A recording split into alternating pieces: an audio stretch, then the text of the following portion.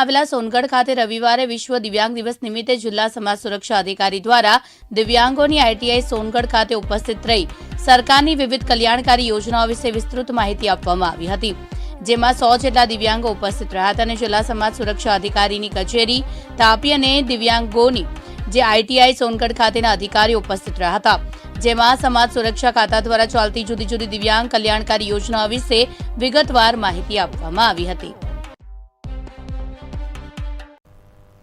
તાપીમાં સોનગઢ ખાતે વિશ્વ દિવ્યાંગ દિવસ નિમિત્તે જિલ્લા સમાજ સુરક્ષા અધિકારી દ્વારા દિવ્યાંગોની આઈટીઆઈ સોનગઢ ખાતે ઉપસ્થિત રહી સરકારની વિવિધ કલ્યાણકારી યોજનાઓ વિશે વિસ્તૃત માહિતી આપવામાં આવી હતી, જેમાં 100 જેટલા દિવ્યાંગો ઉપસ્થિત રહ્યા હતા, જેમને દિવ્યાંગ ઓળખ કાર્ડનું વિતરણ પણ કરવામાં આવ્યું હતું।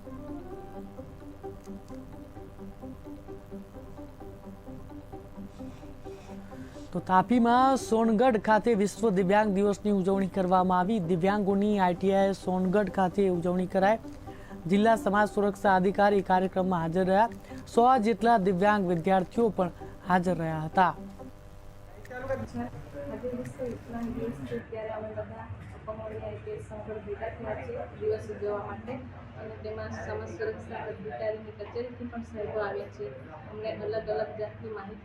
તેમજ સાધન સહાય વિશે સમજૂતી આપી અમને આ દિવસ માટે આજે ઘણી ખુશી છે।